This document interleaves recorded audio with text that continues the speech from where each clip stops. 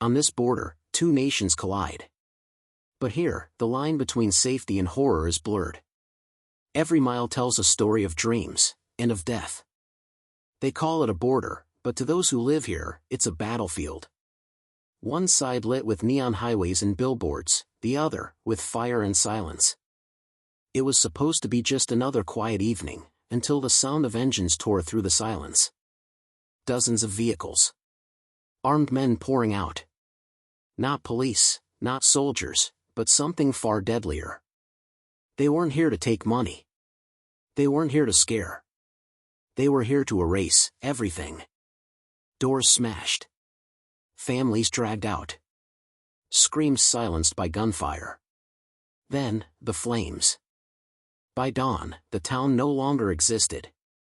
Just ashes, and whispers. But this was no isolated tragedy. This was a warning, and a cover-up. Across the borderlands, families began to dig, shovels in hand, tears on their faces. What they found were not graves, but fragments. Elsewhere, a truck burned with 19 bodies inside, their journey to a better life ending in silence and smoke. Only 5 survived to tell the story.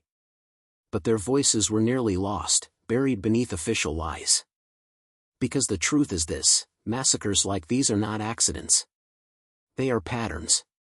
And patterns always leave traces. So why are the death tolls always lower than the whispers in the streets?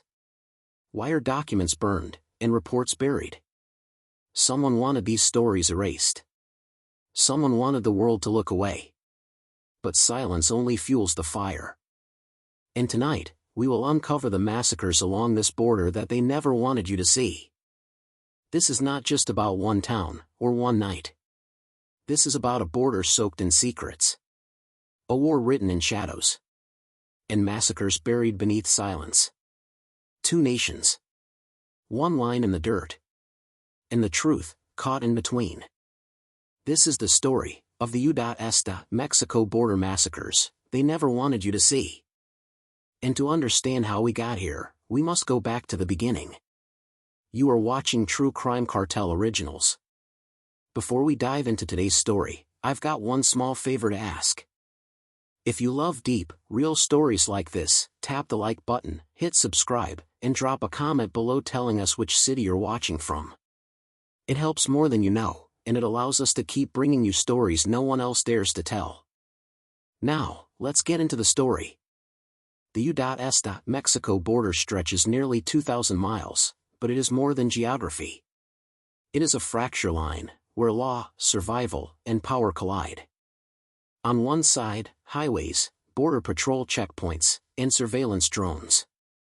On the other, villages, ranches, and cartel strongholds. This divide has always been fragile.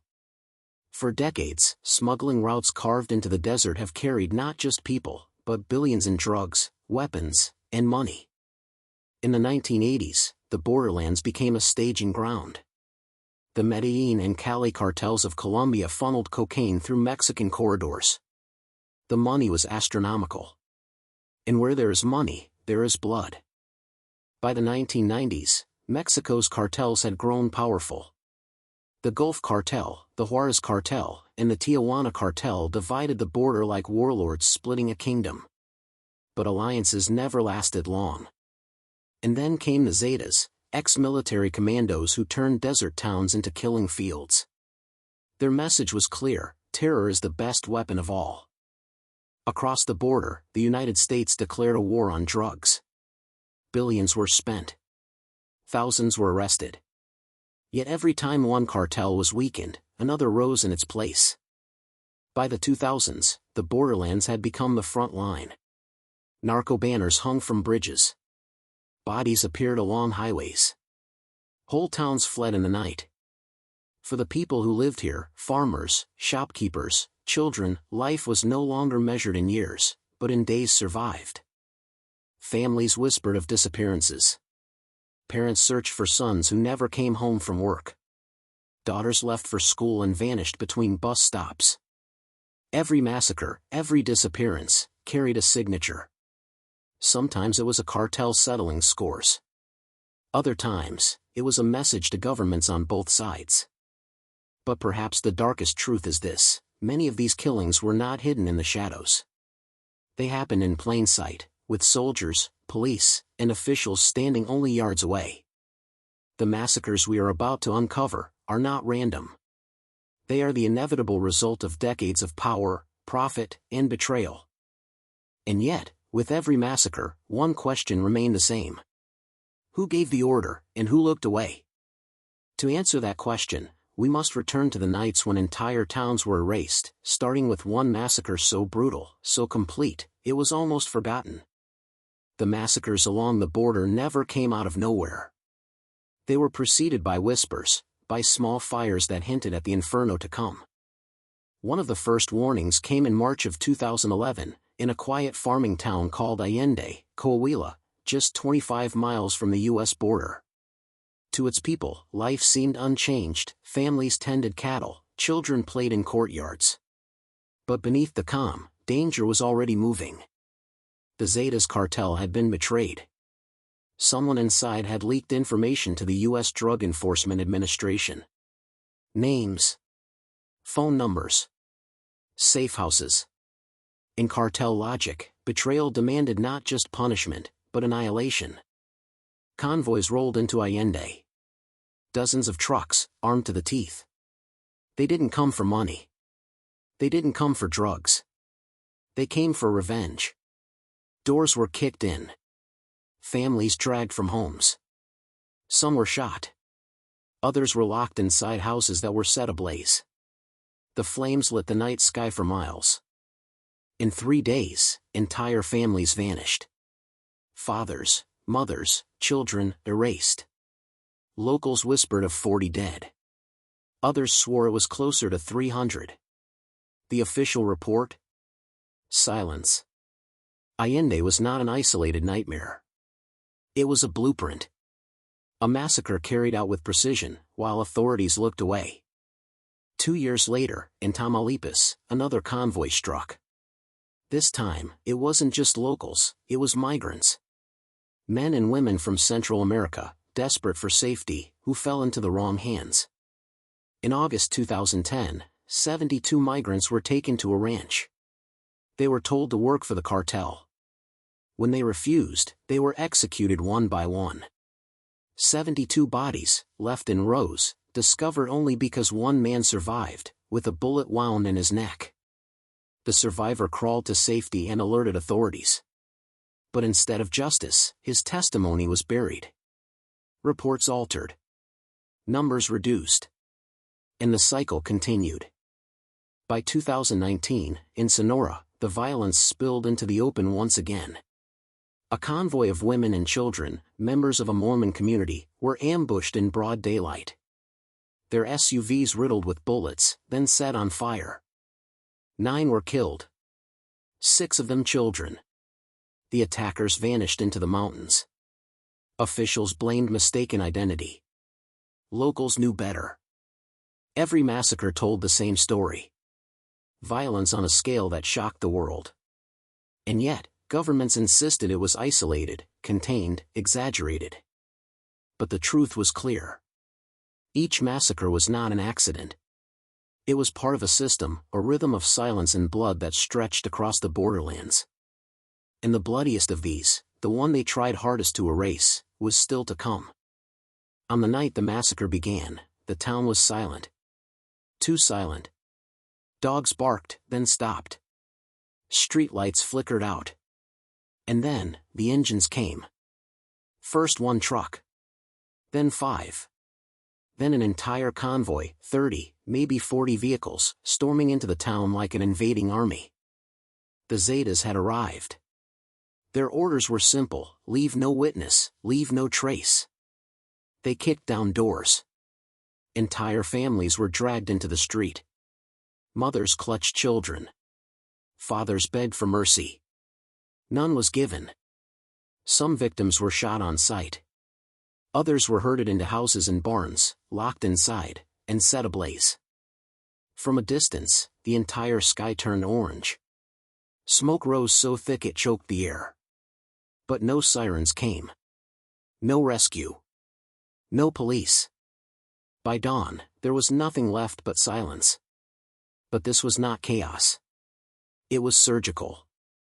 The Zetas had lists, names of families accused of betrayal. Homes marked for destruction. People marked for elimination. Eyewitnesses whispered that dozens were killed. Others insisted it was hundreds.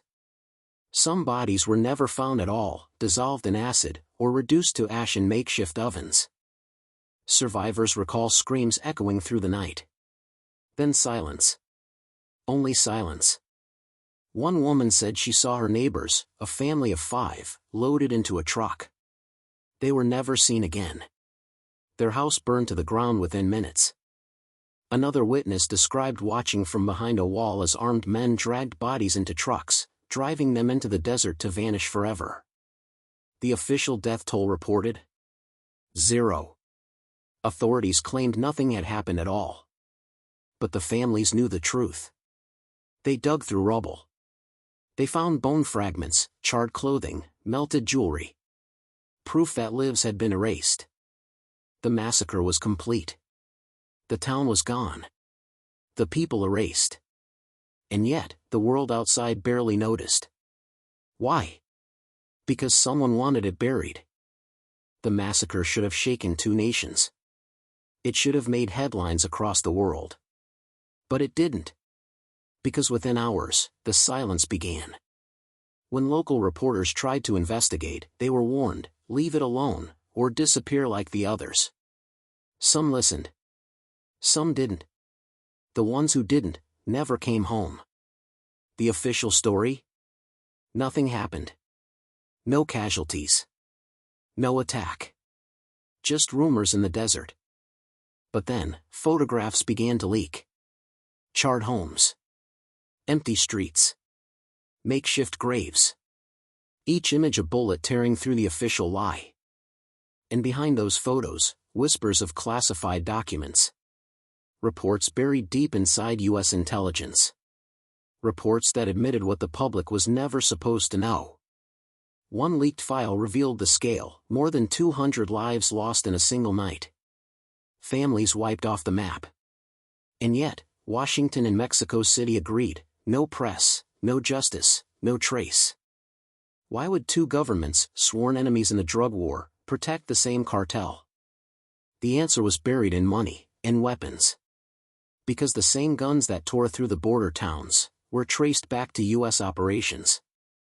Operations meant to control the cartels, but instead, they armed them. This was not just a massacre. It was a secret war. A war financed by greed. Protected by silence. And erased from history. But the silence could not last forever. Survivors began to speak. Mothers held up photos of missing sons. Children whispered about the night their fathers vanished. And slowly, the truth began to surface. Each testimony was a crack in the wall of lies. Each image a fragment of a story they could not completely erase. But still, justice never came. Even today, officials refuse to name the dead. Towns remain abandoned. Records sealed. For the families, the wounds are open. For the governments, the books are closed. And so the question remains, who gave the order? Was it a cartel boss? A corrupt general? Or was it someone higher, sitting in an office thousands of miles away? Because the massacre was not just a story of blood in the dirt. It was a story of power. And power always leaves fingerprints. And the fingerprints left on this massacre may lead somewhere no one is ready to look. The gunfire ended. The smoke cleared. But for the survivors, the nightmare never stopped. Families returned to homes that were no longer homes. Doors splintered. Walls riddled with bullets. And silence, the kind that presses against your chest until you can hardly breathe. Some towns never recovered. Streets were left empty. Markets abandoned. Entire neighborhoods, erased from the map. Those who stayed behind, live with memories that do not fade. Mothers who still wait by windows for sons who will never return. Children who wake in the night, still hearing the echoes of gunfire. And yet, the massacre did not weaken the cartels. It made them stronger. Fear was their weapon. Silence was their shield. The message was clear: we can erase you. And no one will stop us. And the governments? They moved on. Another press conference. Another denial. Another deal struck in back rooms, far from the people who bled. But survivors did not forget. They could not forget. And some chose to fight back. Journalists risked their lives to uncover the truth. Activists marched in the streets. Families demanded the names of the dead. For every voice that spoke, another was silenced. For every truth revealed, 3 more were buried. Yet still, the truth seeped through the cracks, like water in stone. And so today, decades later, the wounds remain open. Mass graves still uncovered. Families still searching. Records still sealed. The massacre is not just history, it is a shadow that walks beside the present. Because this was not an isolated tragedy. It was a warning. A demonstration of power. And it worked. To this day, border towns live in its echo. So, who carries the blame? The cartels who pulled the triggers? The governments who looked away? Or the silence we allow, when truth becomes too dangerous to speak? The massacre left behind no monuments. No memorials. Only memories, and silence. But silence is not the same as forgetting. Every time the truth is buried, it waits. Every time a file is sealed, it breathes. And one day, it resurfaces. And when it resurfaces, it asks one question. How many massacres have we not seen? This was one of them. The border massacre was not the end. It was a beginning. A blueprint. A lesson written in blood that others would soon follow. In the years that followed, violence spread like wildfire. New cartels rose. Old cartels splintered. Each one learning from the silence that followed the massacre: if no one speaks, if no one is punished, then anything is possible. Entire generations grew up under the sound of gunfire. For some children, their first memory was not a birthday, but a funeral. The massacre became more than history. It became a cycle. Each killing feeding the next. Each silence encouraging the next. A chain of blood stretching across decades. Politicians promised change. Military campaigns were launched. Billions spent. And yet, the cartels did not shrink, they evolved. Stronger. Richer. More ruthless. The border itself became a battlefield, not of armies, but of civilians. Families caught between 2 flags, neither willing to claim responsibility. Massacres multiplied. Tamaulipas. Juarez. Iguala. Each one whispered about, each one followed by silence. Different towns, same pattern. And the people? They learned the rule of survival: speak, and you disappear. Stay silent, and you might live. This is why the border massacre still matters. Because it wasn't just an event, it was a warning. A prophecy that came true, again and again. And now, decades later, the cycle continues. The massacres do not stop. They only shift. From one town to another. From one name to another. But always, the same silence follows. It is not just history. It is the present. And unless the silence is broken, it is the future. The massacre at the border was not forgotten. It was absorbed. It became part of the DNA of the drug war. A template for how to kill, and how to make the world look away. And so we are left with a question, the same one survivors asked in whispers, behind locked doors, decades ago: when will it happen again? Because if history teaches us anything, it is that the cycle does not end. It waits. And when it returns, it will be louder, bloodier, and once again, buried in silence. The massacre never really ended. We have reached the end of this story. But if you think the massacre ended decades ago, you are mistaken. The border remembers. The families remember. The graves remember. What they don't want you to see is not just the blood spilled that night. It's the silence that followed. Because silence is the greatest weapon of all. Each time the world turned away, each time the press buried the truth, each time officials denied what happened, they gave permission for it to happen again. And now, that silence is ours to break. Because if we say nothing, if we just watch and move on, then we, too, become part of the cycle. The border massacre is not just their story. It is ours. It is humanity's story. It is the price of indifference. So ask yourself, when the next massacre comes, and it will you remain silent? Or will you remember what you've seen here tonight? Because history is watching. And history never forgets. If you believe this story needed to be told, share it. Spread it. Do not let silence win again. Subscribe, so these hidden stories are never buried. And remember, the truth is only as strong as the voices willing to speak it.